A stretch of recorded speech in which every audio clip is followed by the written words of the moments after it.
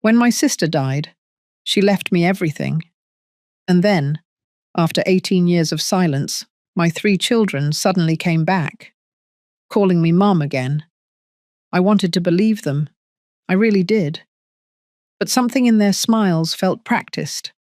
Something in my chest tightened. I thought I was too old to be fooled.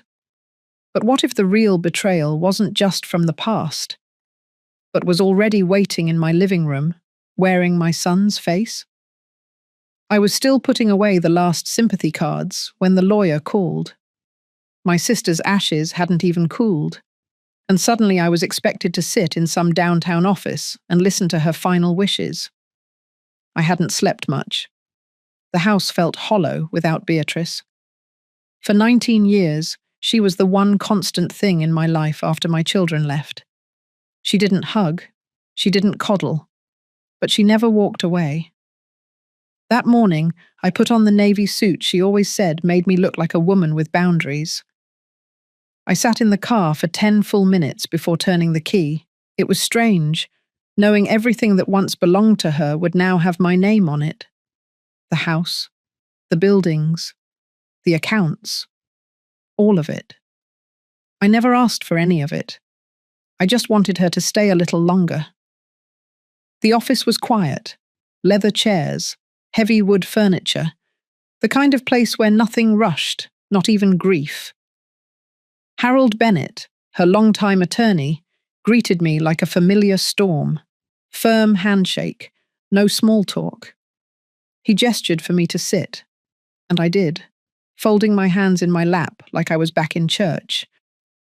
He began reading the will, line by line, with that dry lawyer tone that strips emotion from even the deepest intentions. Beatrice left everything to me. Every property, every dollar, every dusty antique vase and $1 million parcel of land. It felt surreal. She had warned me in her own way. Little comments over tea, notes scribbled in margins.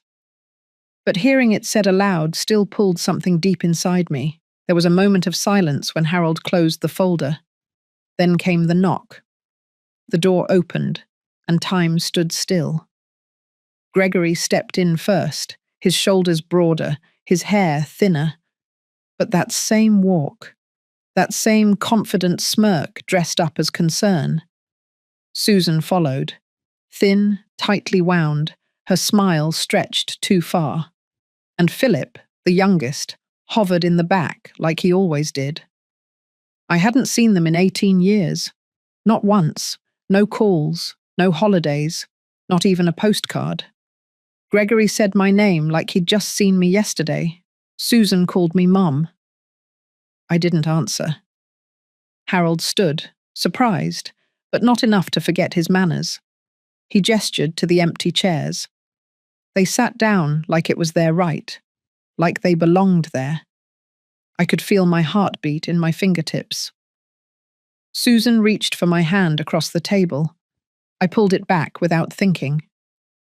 Philip said something about the obituary, how they had seen it, how they had meant to come sooner. My eyes were fixed on Harold. He looked back at me with a question in his eyes, but I didn't nod.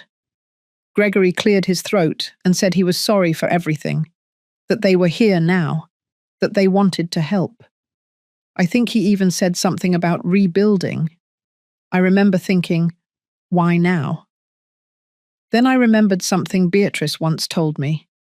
When people show up suddenly, it's never sudden. It's planned. I didn't argue. I didn't ask for explanations. I let them talk. They said they had changed. Life had taught them lessons. They wanted to be a family again.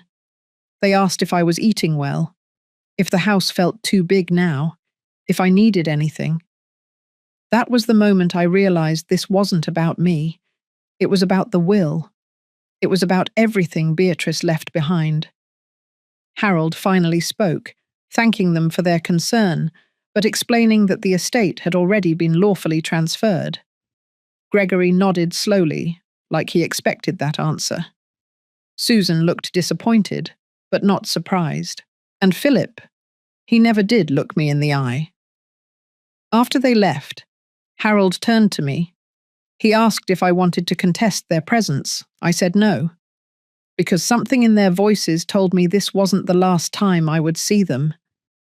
If you're still listening, tell me something. Have you ever had someone come back into your life not because they missed you, but because they realized you had something they wanted? If you have, I hope you chose yourself, like I'm about to. Stay with me. This story is only just beginning. It happened in the kitchen, the day everything shifted. I remember the light slanting across the tile, the kettle starting to whistle, and Beatrice standing by the sink with a glass of water she hadn't touched. Her hair was pinned back too tightly, like always, her mouth drawn in that thin, unreadable line. She didn't look at me when she said it. She just stared at the faucet and said, "You'll stay here now. I've already had the locks changed. That was 18 years ago. Back then, I was still shaking from what happened the week before. The night Gregory told me to pack a bag. The way Susan tossed a folded blanket on the floor like it was a favor. The way Philip wouldn't even say goodbye. I didn't scream. I didn't cry in front of them. But I did what they asked. I left my own house with a duffel bag and a jacket, and I walked 4 blocks in the dark to a gas station, trying to remember who else I could call. It was Beatrice who picked up. She didn't ask what happened. She didn't ask if I was okay. She said, "Stay where you are. I'm coming."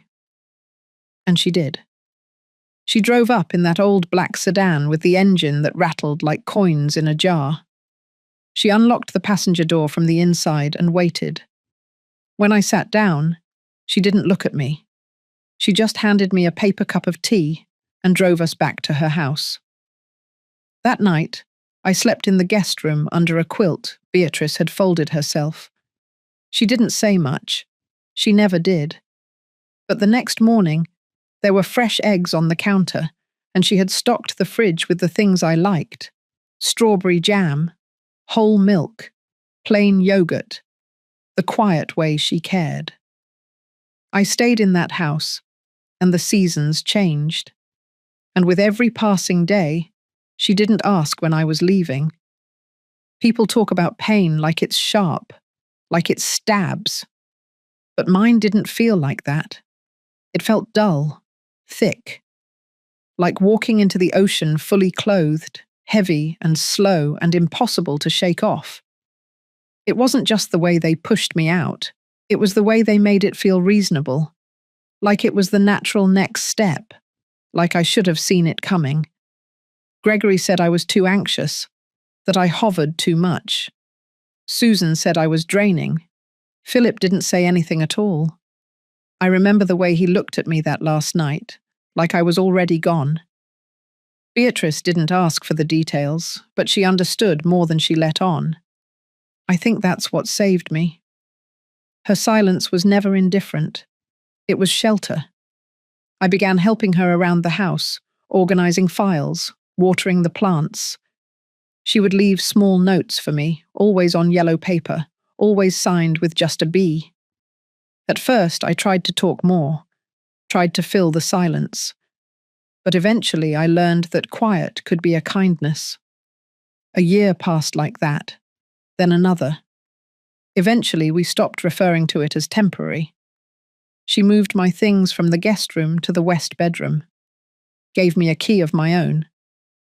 We developed our own rhythm. Morning walks, grocery lists, shared looks across the dinner table when the news anchor said something ridiculous. We never said the word family, but I think we both understood it in our own way. What I didn't expect, what I never once anticipated, was that Beatrice would leave everything to me.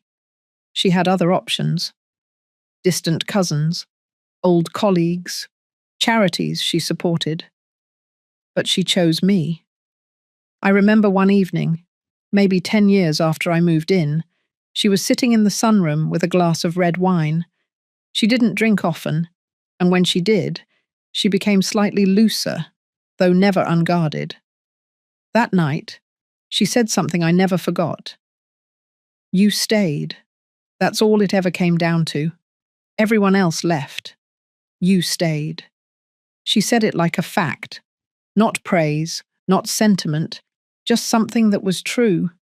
And that's what I held on to now. As I sat in her kitchen alone, 18 years after she rescued me, trying to understand why my children had walked back into my life like they hadn't slammed the door shut behind them, I remembered those words. You stayed. Maybe that was what scared them most, that I had survived without them, that I had found something steadier, something stronger, without needing their permission. Because the truth is, I did want them back, for years. I dreamed about it, rehearsed conversations in my head, thought of birthdays, weddings, grandchildren, all the moments I thought I'd missed. But now, here they were, unannounced and overly sweet, saying all the right words in all the wrong ways.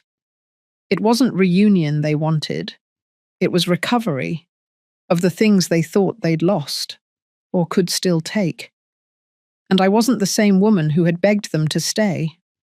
I was someone who had learned how to live inside silence, who had learned that quiet does not mean powerless, who had learned that staying is sometimes the bravest thing you can do. The envelope wasn't thick. It was standard ivory stock, the kind Beatrice used for thank you notes and holiday cards. My name was written in her careful, slanted script across the front. No decoration, no extra weight. But my hand trembled as I held it. Harold handed it to me after the will reading. He didn't say much, just that Beatrice had left instructions for me to read it privately. I waited until I got home. I needed the silence of the house to open it. I needed to hear her voice in my head again, before I heard what she had left behind in words. The letter inside was brief. 4 paragraphs. Every word chosen with care, like everything she did. She said she knew the return of my children would stir up more than old feelings. That grief, mixed with unresolved love, was the perfect storm for guilt. She reminded me, in that practical tone only she could manage, that guilt was not the same thing as trust, and that forgiveness did not mean forgetting. She wrote that she left everything to me not just out of love, but out of principle, because I had been the one who stayed, because I had been the one who gave, even when I had nothing left to offer, because she wanted me to know that what I did mattered. She ended the letter with a line that made me pause longer than I expected. You deserve to live without always waiting for the next door to close. I read that line 3 times, because I knew what she meant. For years, even inside her home, I had lived like I might be asked to leave again. I folded my grief. I tiptoed through quiet rooms. I treated her generosity like a loan I couldn't repay. But Beatrice had seen right through it. And now, with her gone, she was still offering me something I hadn't fully taken before. A place to stay. A place to belong. I folded the letter and placed it in the top drawer of the desk in the study. Then I sat down and opened the file folder Harold had also given me. It was full of bank statements, property deeds, insurance documents. All of it now in my name. My hands moved through them like they belonged to someone else. I was a retired administrative coordinator, not someone meant to own 6 commercial buildings and acres of real estate. But Beatrice had left no gaps. Everything had a note, a tab, an explanation. And then, tucked in the back, I found a smaller envelope. No name, no address, just a sticky note attached that read, "Open only if they come back." It wasn't sealed. I slid the letter out and read it once, slowly. It was written 2 years ago. Beatrice had seen something coming, even before her final diagnosis. She had suspected that if news of her death reached my children, they might return. And she had prepared for that. In the letter, she detailed steps she had taken. Legal protections, ownership transfers that couldn't be reversed, a clause in her business agreements that named me as sole trustee of her charitable funds. But it wasn't the legal content that shook me. It was her clarity. She wrote that people who abandon their parents rarely return for love. That regret is loud when wealth is involved, and that I should not mistake their tears for truth unless their actions had changed. Her words didn't soften the ache in my chest, but they did steady it. I placed both letters back in the folder and slid it into the locked cabinet near the fireplace. Then I made tea, sat in her chair, listened to the clock tick, and for the first time in days, I let myself breathe. The next morning, I walked the property. The house sat on a gentle slope, backed by a field of trimmed grass and a row of pines. Beatrice had always kept it tidy, not fancy, just clean, the way she liked everything. I stopped near the old stone bench under the elm tree and looked out at the land. Somewhere, beneath all of this, was the version of me who used to believe my children would come back because they missed me. But that version of me had been slowly fading for years. I wasn't angry, at least not in the way people expect. Anger had been spent long ago. What remained was a quieter feeling. Not bitterness, but distance, like a door gently closed and locked from the inside. I didn't hate them, but I no longer needed them to prove they loved me. I needed to prove something to myself instead. Inside the house, the air still held her scent. Sandalwood and mint. I sat down at the kitchen table with a fresh notebook. I opened to a blank page, and I began writing down every property, every tenant name, every renewal date, every pending issue she had marked. Not because I was afraid of managing it all, but because I had decided I would not let what she left be reduced to a transaction. I would know every detail. I would carry it the way she did, with discipline, with integrity, with calm.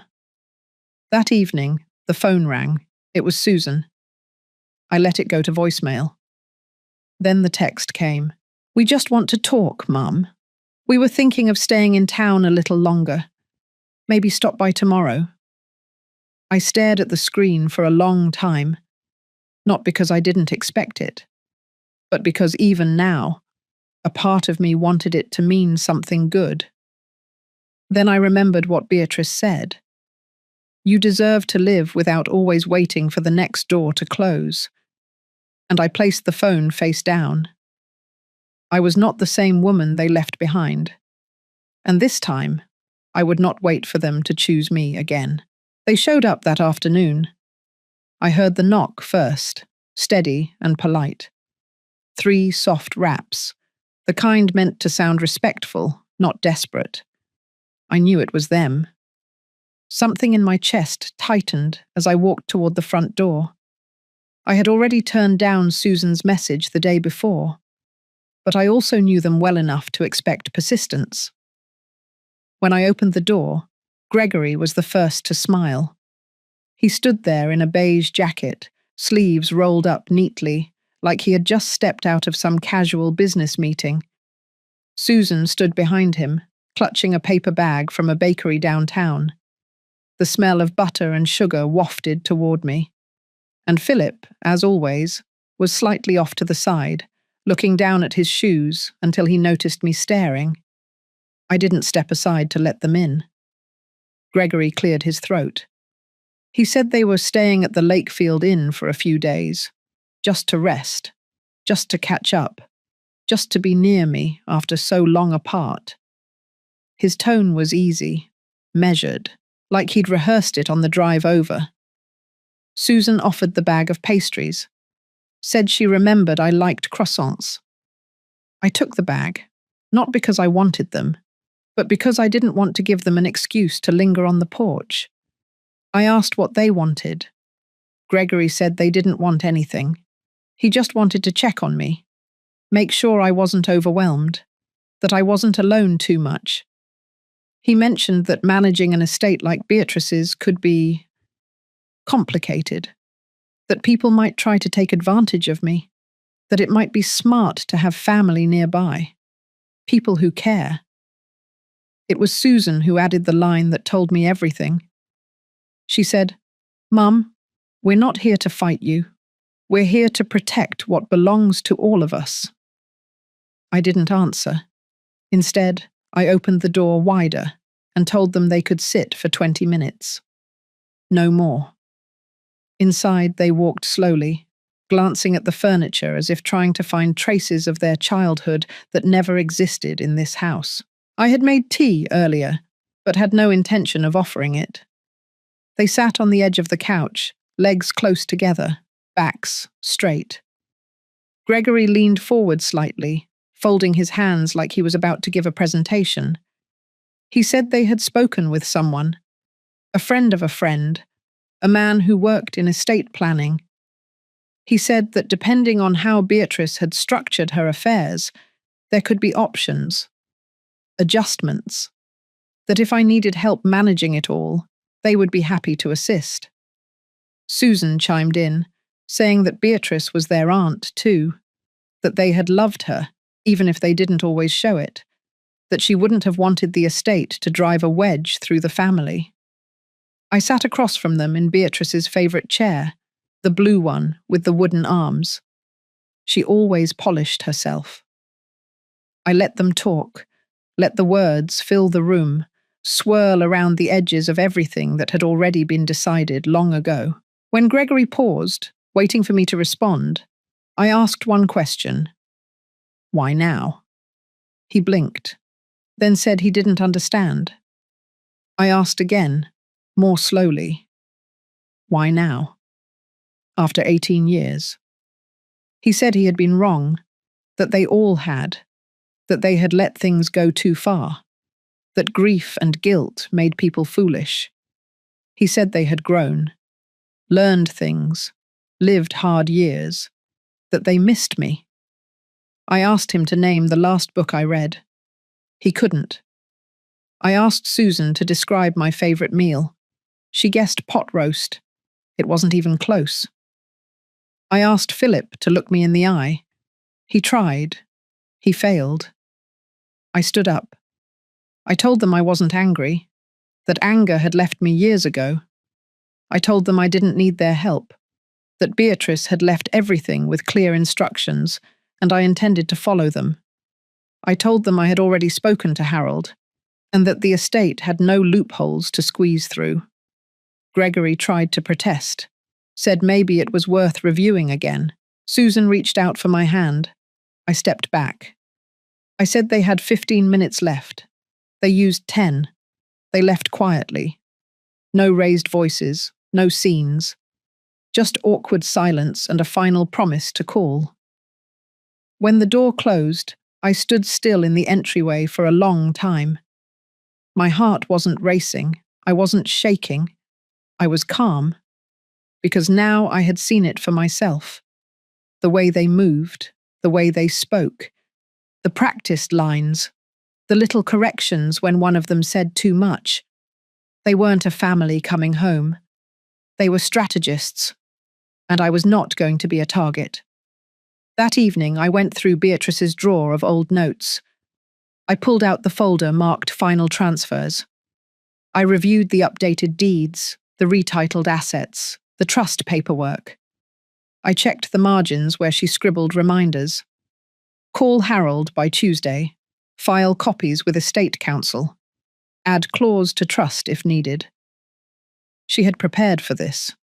In her quiet, meticulous way, she had seen the playbook before the game began, and now so had I. There were no illusions left. I wasn't the mother they remembered, or perhaps I never had been. What they remembered was someone willing to shrink herself to fit their needs. But that woman no longer lived here.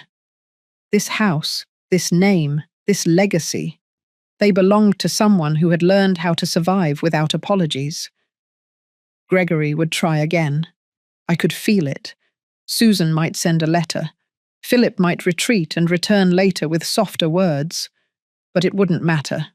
The door had opened. I had looked them in the eye, and I had closed it again, not with anger, but with clarity.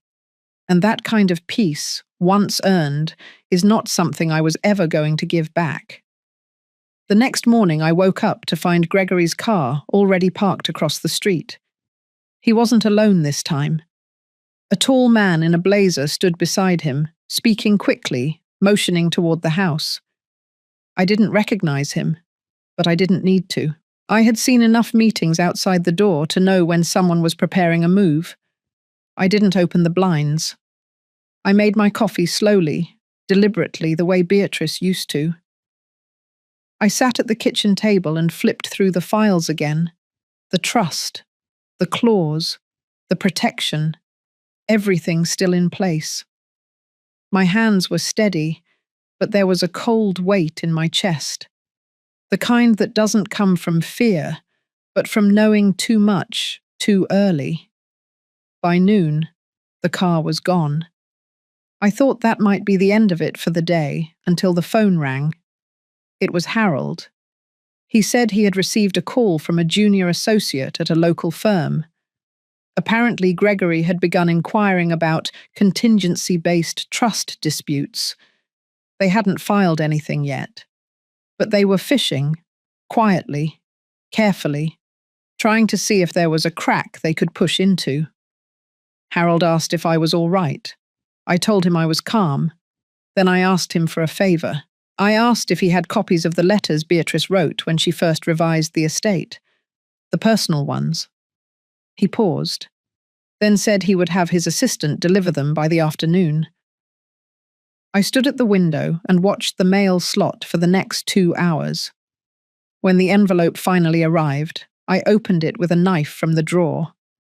Inside were photocopies of 2 handwritten notes, one addressed to Harold, the other to someone named Elaine Turner. That name pulled something old from my memory. Elaine Turner, a professor. She had taught Gregory years ago, back when he was still pretending to be someone he wasn't. I remembered her coming to our house once, decades ago, after Gregory had lied about being accepted into an honors program. She had gently corrected the story, handed me a paper with red ink in the margins, and said, "Your son is smart, but he's also strategic. You might want to keep an eye on that." At the time, I had taken offense. Now I saw it for what it was. I called Harold back and asked if the professor was still living in Houston. He said he'd find out. 30 minutes later, he texted me an address. It was 10 blocks from my house. That afternoon, I walked. It felt good to move. My legs stiff from days of sitting in stillness. The sidewalks cracked from years of heat and tree roots. I counted mailboxes, watched a group of kids ride past on bikes, yelling over each other. Life going on, whether I welcomed it or not. Her house was plain, brick, blue trim. A flag hung beside the porch, faded from sun. I knocked once and waited. A minute passed before the door opened. Elaine Turner hadn't changed much. Older, yes, but the same sharpness in her eyes, the same patience in her mouth. She looked at me for a moment before saying, "You're Rosalind." I nodded. She stepped aside and let me in without a word. The house smelled like lavender and books. We sat in a living room full of armchairs that looked too heavy to move, but somehow comforting. She poured tea. I didn't ask for it. She just knew. We talked for nearly an hour. I told her everything. The reappearance, the visits, the man in the blazer, the subtle threats. She listened without interruption, except to ask for dates, names, timing. Then she reached behind the armrest and pulled out a folder. Inside were 3 pages, typed, labeled, annotated. She said she had kept track, that she had never thrown away the records from when Gregory was her student, that there had been irregularities back then, plagiarism, manipulated citations, even a complaint from a classmate that he had submitted someone else's work. Nothing ever proven, nothing formally filed, but enough to stay in her mind. She said Beatrice had reached out to her 2 years ago, just one meeting, over lunch. Beatrice had asked what she remembered. Elaine had told her everything. Beatrice never said why she asked. But now, we both understood. I asked if she would be willing to write a statement, not legal, just personal, something that showed a pattern. She said she already had. She slid it across the table. In it, she described Gregory's behavior over the years, not as a mother might, but as an educator, as someone who had seen the difference between ambition and manipulation, between brilliance and calculation. She described how charm could be used like a mask, how words could be weapons when wielded without conscience. I held the letter in my lap and looked up at her. She said Beatrice had wanted me to have support, not just legal, but moral, emotional. People who could remind me that choosing distance is sometimes the sanest form of self-preservation. I thanked her, not with words, but with the way I stood, the way I folded the letter with care, the way I met her eyes and did not look away. That night, I slept for 6 straight hours. No dreams, no memories, just rest. Because the armor was building, not out of hate, but out of knowing. Knowing that truth alone does not protect you. Sometimes you need evidence. Sometimes you need memory. Sometimes you need a witness. And sometimes you need to stop letting hope be louder than history. Under the soft morning light, I sat at Beatrice's desk and opened the manila folder where I had started gathering everything. The trust documents, the note from Elaine, copies of every message Gregory had sent, notes I had scribbled after each of their visits. It looked like clutter to anyone else, but to me it was armor. Quiet, measured, undeniable armor. That morning, I called Harold again. He was calm, as always. He asked if I had slept. I told him the truth. I had, finally. But not because things were better, because I was clearer. I told him about the meeting with Elaine. I told him what Gregory had been circling around, quietly behind my back. Harold said he wasn't surprised. He said, "Rosalind, this is the stage where people start smiling more. When they realize pressure doesn't work, they try charm again. Polished charm." I hung up and waited. By noon, Susan showed up alone. She brought flowers this time, yellow tulips, a little wilted at the edges. I opened the door just wide enough to block her view of the living room. She smiled like we were close again. She said she just wanted to see how I was doing. She said she remembered I used to love tulips in spring. I didn't bother correcting her. It was peonies I loved. Beatrice had grown them in the back garden. I didn't ask her in. Instead, I asked her what she wanted. She hesitated, then asked if I had heard from Gregory. I told her not lately. She said he was stressed, that he'd been looking into things, but it wasn't because of greed. It was fear, that estates this size attract bad people, opportunists, that he just wanted to make sure I was protected, that we all were. She emphasized the word, we. I told her I was fine, that everything was in order. She shifted, as if preparing for a speech. Then she said something that I will never forget. She said, "I know you think we're coming back now because of the inheritance, but maybe we're back because we regret what we did. Maybe people change. Maybe we've changed." I looked her in the eye and asked her to name the street I moved to after Beatrice took me in. She blinked. Her mouth opened, closed. I told her it was Willow Glen Road, that I had lived there for 3 years, that not once had she written, that when Beatrice sent them my address, all 3 letters were returned unopened. She didn't respond. I told her I didn't believe people change just because there's money involved. I told her regret is a quiet thing. It does not knock on your door with flowers. I thanked her for the tulips and closed the door gently. That evening, Gregory called. I let it ring. Then again. Then Philip left a voicemail. He said he wanted to talk. Not about the trust, about the past, about healing. His voice shook a little, like he had rehearsed too many versions before picking this one. I didn't call back. Instead, I visited McClellan. She was the director of the local women's non-profit Beatrice had funded for years. We had met a few times at fundraisers, but we had never talked deeply. I brought her a tin of lemon cookies, the kind Beatrice used to send every spring. McClellan welcomed me into her office, a cozy space filled with books and photos of the women they had helped. She listened as I told her everything. Not just the recent events, but the long silence, the years of absence, the emptiness I had buried under routines. She listened without pity, just attention. And when I finished, she poured us both tea and said quietly, "You know, sometimes the absence of harm is not the same as love."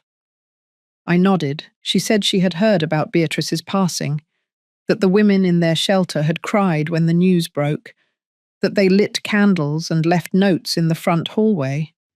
I hadn't known that. Then she asked me what I wanted to do with all of this. Not legally, not financially, emotionally. I told her I didn't know yet, but I was starting to understand that forgiveness and access are two different things. I could forgive them someday. Maybe. But I didn't owe them entry. McClellan said something then that stayed with me. She said, "You can love someone and still lock your door." We sat in silence after that. Before I left, she handed me an old photo. It was of Beatrice, standing on the porch of the shelter, surrounded by women of all ages. She looked proud, not of herself, but of them. That night, I framed it. I placed it beside the guest room door, the one I kept locked now, because love can be quiet, but so can boundaries, and sometimes they sound the same to people who have never known the difference.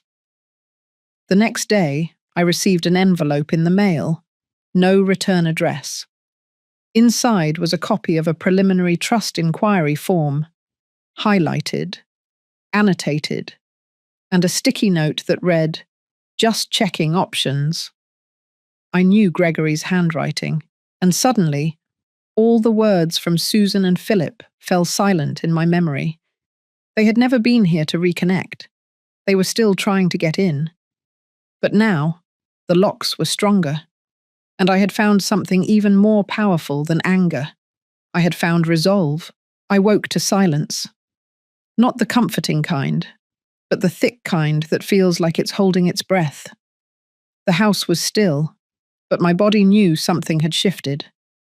I moved slower that morning, not because of age, but because I was bracing for something I couldn't name yet. At 9, the doorbell rang. It wasn't one of them. It was Harold. He hadn't called ahead, which was unusual. He stood at the door in a charcoal coat, his shoulders tense, eyes tired. I let him in. He took off his gloves slowly, then opened his briefcase and handed me a thin folder. Inside was a copy of a complaint draft. Gregory had been working with another firm, one that specialized in elder financial abuse. The accusation was subtle, that I had been manipulated in my old age, that Beatrice had been controlling, that perhaps I hadn't been of sound mind when I signed the final version of the trust. It wasn't a lawsuit yet, but it was a warning shot. Harold said the firm had reached out to a probate contact in Dallas, likely trying to feel out the terrain before moving forward. There was nothing public yet, nothing filed, but he wanted me to see it with my own eyes. I sat with that paper for a long time, not angry, not afraid, just disappointed. It wasn't the legal move that hurt. It was the insult, the insinuation that I had not been present in my own choices, that my grief had somehow made me incompetent. After Harold left, I didn't cry. Instead, I opened Beatrice's old desk drawer and took out the notebook she had given me years ago, the one with the leather cover and blank pages. I hadn't touched it since she died. I wrote one sentence. If they want to test my memory, I will give them every page of it. I spent the rest of the day writing, not stories, not defense, just moments. Moments that proved I had been awake, that I had been watching, that my memory was not only intact but sharpened by neglect. The way Gregory had looked at the will when I first mentioned it. The shift in his mouth. The way Susan had called twice in a row only after reading the obituary online. The way Philip had referred to the house as a property asset during breakfast. Each detail, dated. Each sentence, clear. By dusk, I had 27 pages filled. Not to show anyone. Just to remind myself that no one would get to rewrite my story while I was still alive to hold the pen.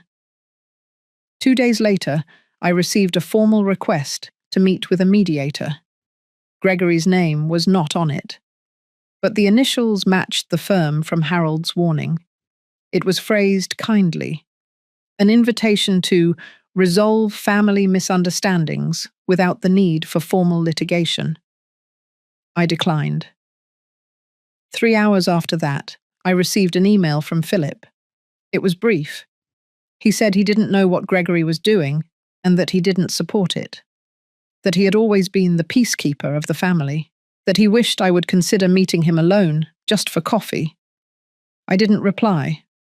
I had learned that silence is not the absence of power. It is the presence of boundary. That evening, I walked around the house and looked at every room with new eyes. Not as a home, but as a place worth protecting. I made a list, locks to be changed, security system to update, mail to be redirected, neighbors to notify, not out of paranoia, out of clarity. Because when someone tries to rewrite your truth, they don't stop at one sentence. They keep going until the ending belongs to them, and I wasn't going to let that happen. The next morning, McClellan called.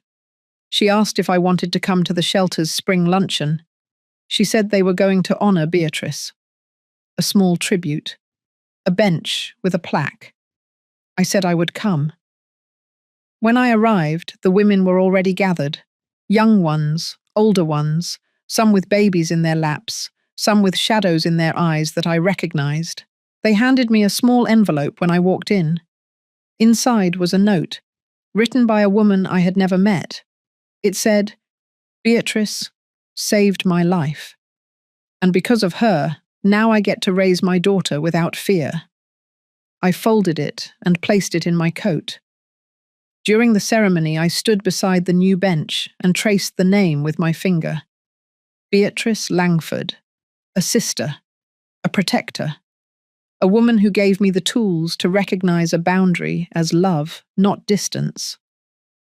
When I returned home, I opened the mailbox and found a thick envelope from the law office. It was marked confidential. Inside was a sworn statement Gregory had submitted preemptively in case of court proceedings. It was full of polite phrasing, strategic omissions, and one sentence that nearly made me laugh. He wrote, "I have concerns about my mother's capacity to manage such a large estate, given her current condition." My current condition. I sat in the chair by the window and whispered the phrase to myself, like it was a poem. Then I stood, walked to Beatrice's room, took the framed photo from the nightstand and brought it to the kitchen, set it on the table. And I said, out loud, "Then let them see what my condition really is, because this wasn't grief anymore. It was resolve, and every step they took toward rewriting my story would only make mine clearer, sharper, unshakable. I wasn't done, not even close. Understood. I will now write chapter 8, following your exact instructions. Please wait a moment while I complete it. I hadn't heard from Philip in nearly a week. Susan had gone silent too. Gregory, of course, had never once tried to reach me directly. He preferred paperwork and insinuations. But something in the air felt heavier now, a pressure building beneath the surface. The pressure broke on a Tuesday morning. I was returning from the bakery, where I liked to buy fresh rye and sit for a few quiet moments with my tea. When I turned into my driveway, there was a black SUV parked near the curb. Two figures stood beside it. Philip and Susan. I didn't rush. I placed the bread inside the house, poured myself half a cup of tea, then opened the door and stepped onto the porch. They turned to me with what I imagined they thought were composed faces, but their eyes betrayed the storm behind the calm. I had seen this look before, many years ago, when they sat me down in their old living room and told me that I had to leave, that I was a burden, that things were different now. Philip was the first to speak. He said he had been trying to stay out of the conflict, that he had only recently learned what Gregory had been up to, that Susan had nothing to do with the legal firm, that they both simply wanted to talk, to find a way to resolve everything before it escalated. I let him talk. I didn't interrupt. Then Susan added her piece. Her voice was soft, rehearsed. She said she missed me, that she had thought about me for years, that no matter what had happened between us, she didn't want to see the family torn apart now, when we had a second chance. A second chance. That phrase hung in the air like the scent of something sweet but spoiled. I asked them what they wanted, not with words, just with my eyes. Philip took a small step forward. He said he was worried about how the public would see this, that dragging a family dispute through courts would harm everyone's reputation, that people talk, that neighbors notice, that perhaps, if I agreed to divide the inheritance a little more equitably, everyone could move forward without hostility. Susan didn't say a word after that.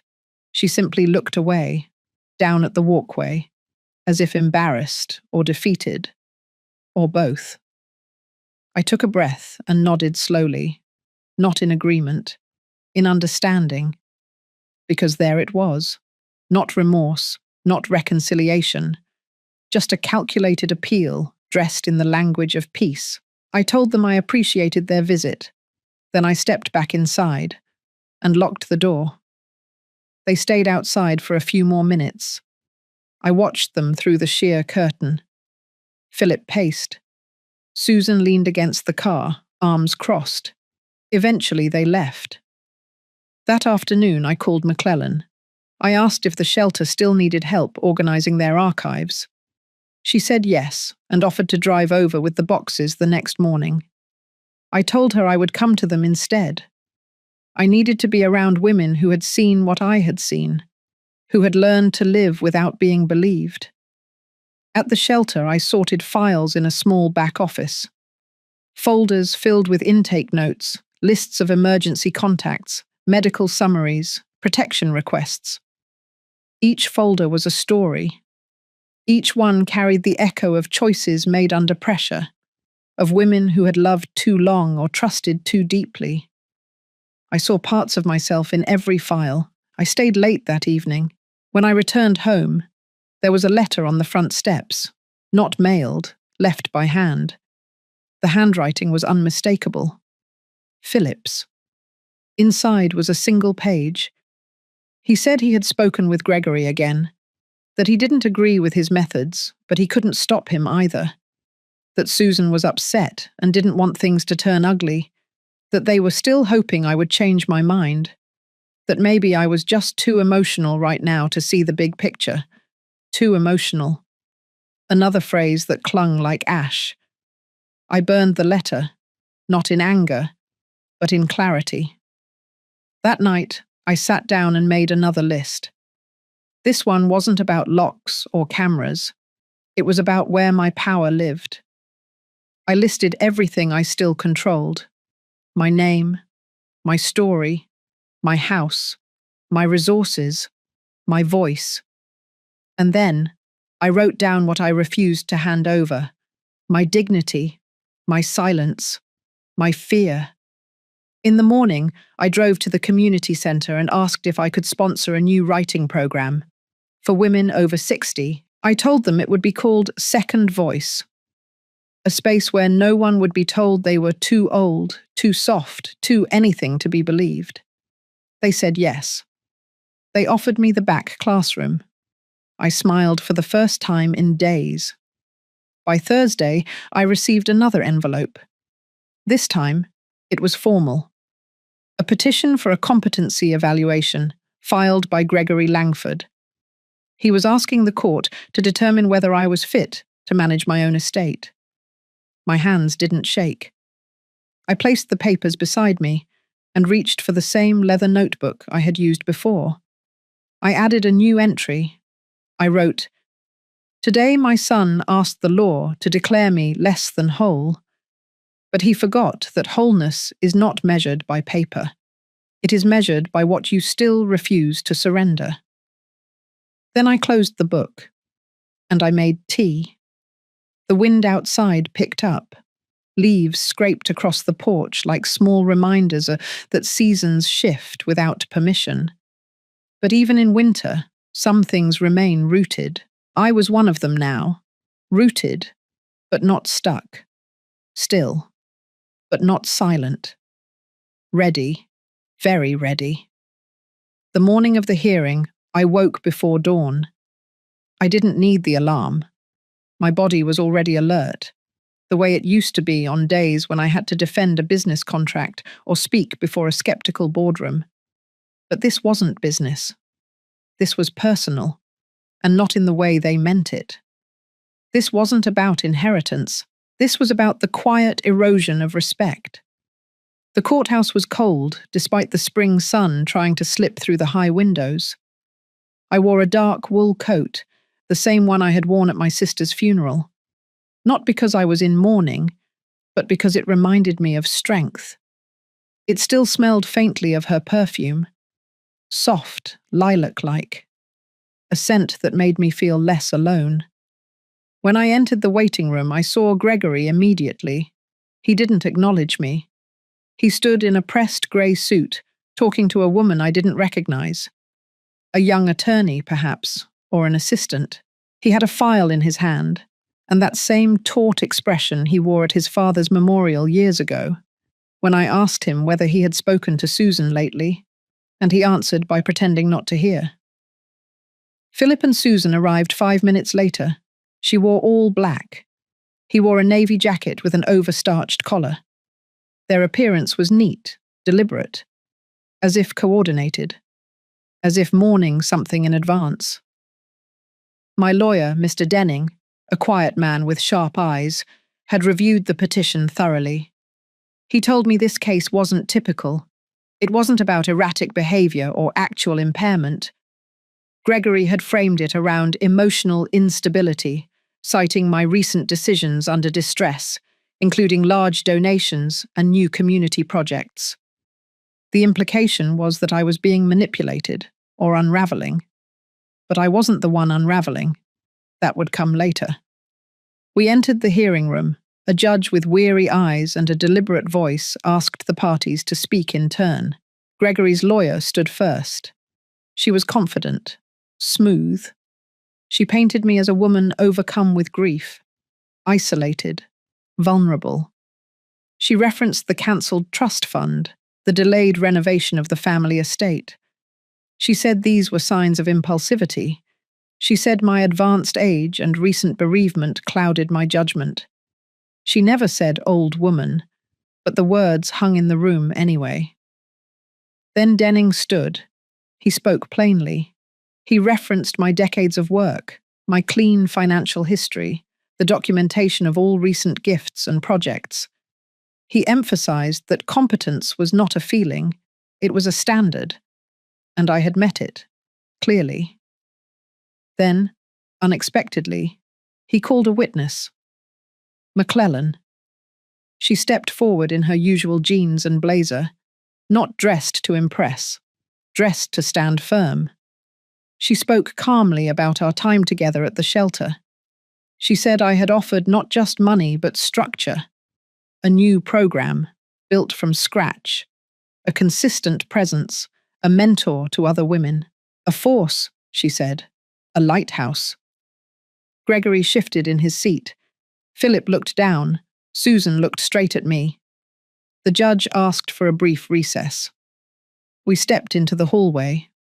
I took a sip of water and watched the light shift across the tiled floor. It was oddly quiet for a courthouse. Just the distant hum of a copier and someone's heels tapping past. When we returned, the judge summarized the statements, noted the lack of medical evidence, and concluded that there was no legal ground to question my competence. The petition was dismissed, but the victory didn't bring relief, not right away. Gregory didn't look at me as he left. Philip did, just for a second. There was something hollow in his eyes, not regret, not anger, just distance. Susan lingered. As the others turned the corner, she took a small step toward me. She said quietly that she hadn't known Gregory filed the motion until the night before, that she didn't agree with it, that she was sorry, but she didn't apologize for what she had done, only for what she had let happen. I nodded once, not to forgive, not to accept, just to acknowledge. Then I turned away. That evening, I went home and sat in the garden. The air was cool. The wind traced the edges of the fence and rustled the leaves like old paper. I thought of my sister, of the day we planted the lemon tree in the corner, both of us laughing because we had no clue what we were doing. It had grown crooked but strong, like most women I knew. That night I wrote in my notebook again. I wrote, "Today, I was declared whole by strangers, but I was already whole before they said it. What they did was name it. What I must do now is live it." I slept well that night, for the first time in weeks.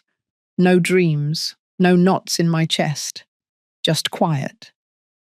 But even then, I knew the story wasn't over, because Gregory had played his first real card, and men like him rarely stopped after one. He had failed in court, but people like him often returned not with law, but with something worse.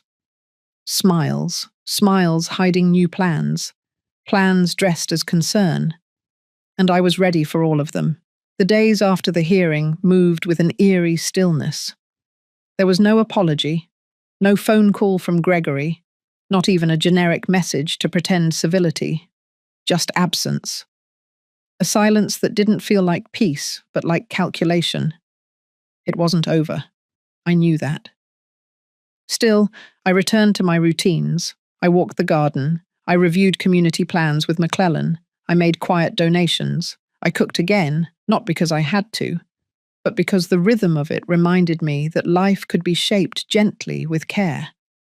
There was peace in peeling carrots slowly, in the smell of rosemary on roasted potatoes, in knowing exactly how much lemon a sauce needed.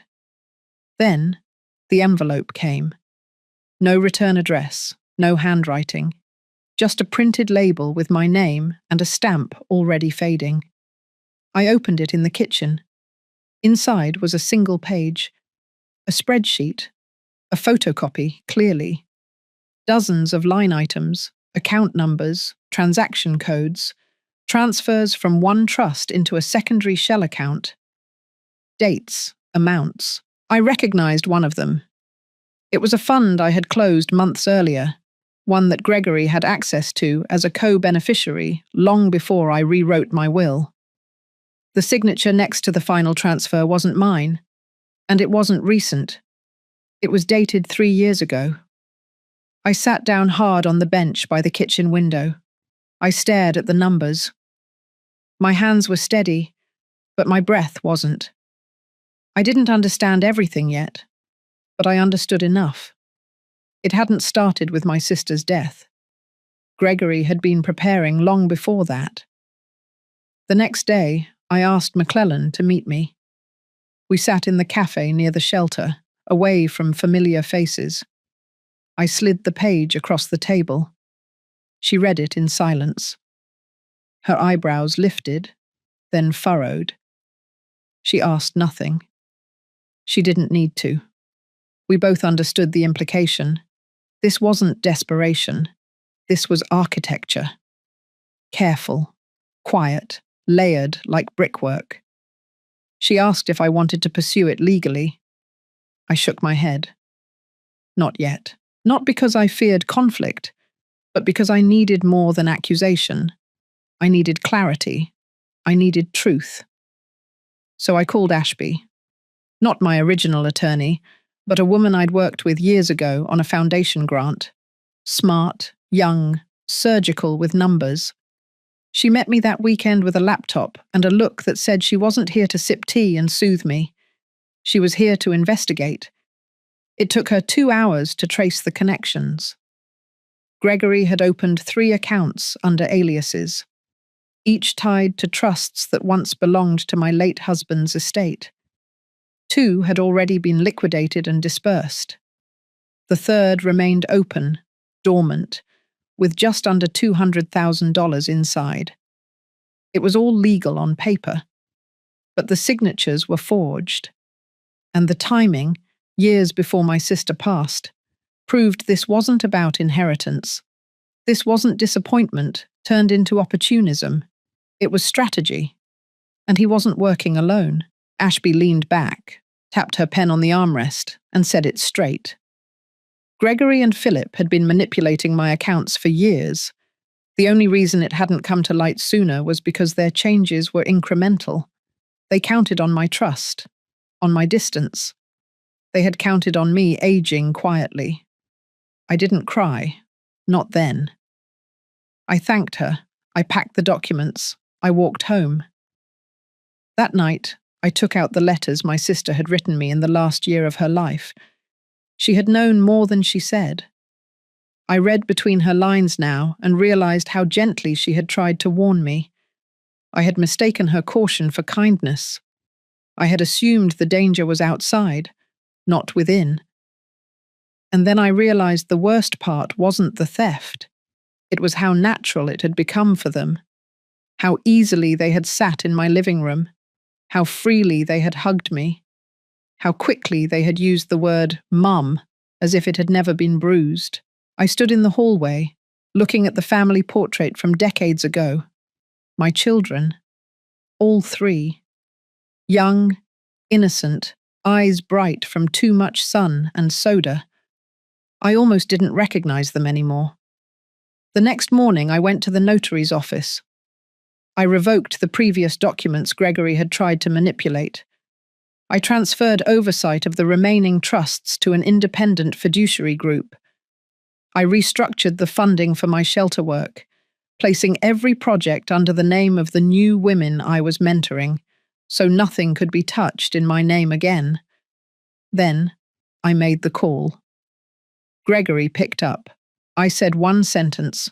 From now on, everything goes through legal channels. He said nothing. I hung up. It was the most silent goodbye I had ever given, and the cleanest. That afternoon, I returned to the community center. McClellan met me at the door. Her expression was unreadable.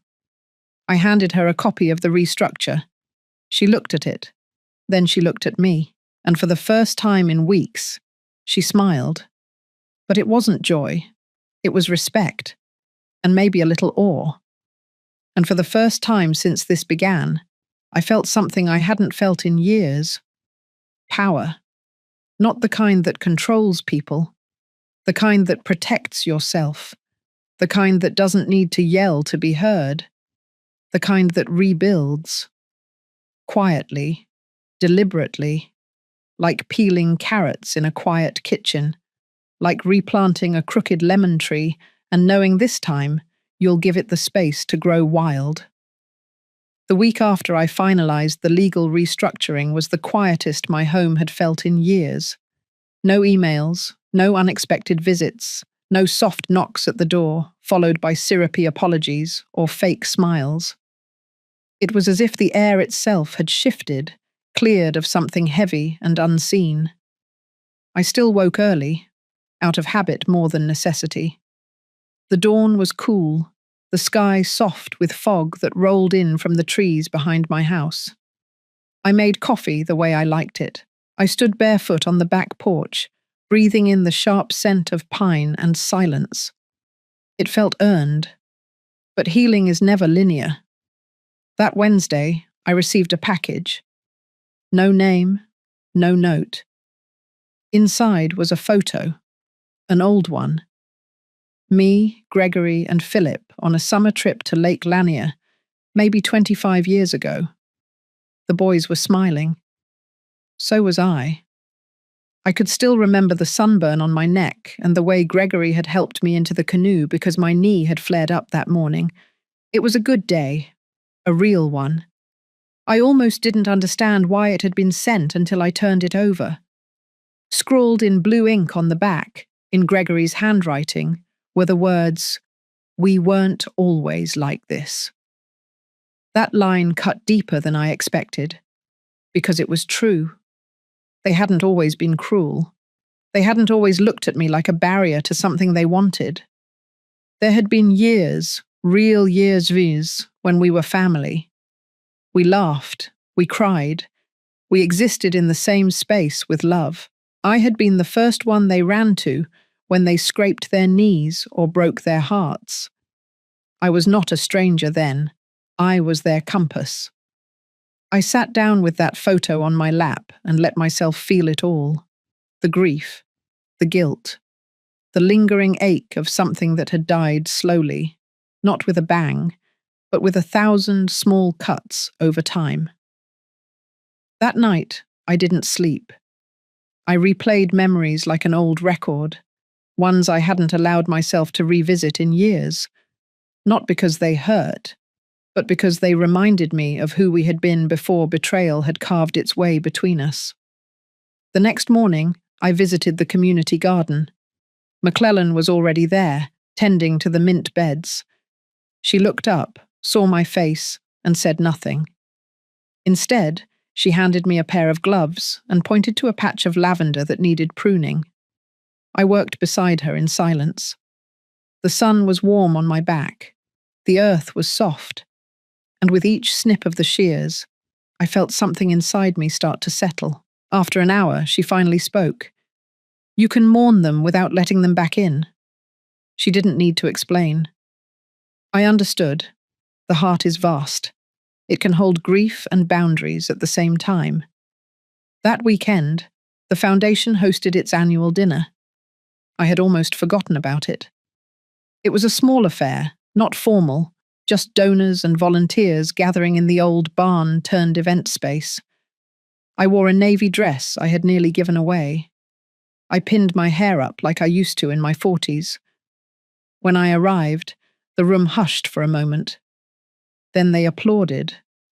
Not for me, for the work, for the shelter that had opened 2 new wings under the new leadership of the women I had mentored, for the scholarship fund that now bore my sister's name, for the quiet revolution that had happened in a town that once thought women like me were meant to shrink and disappear.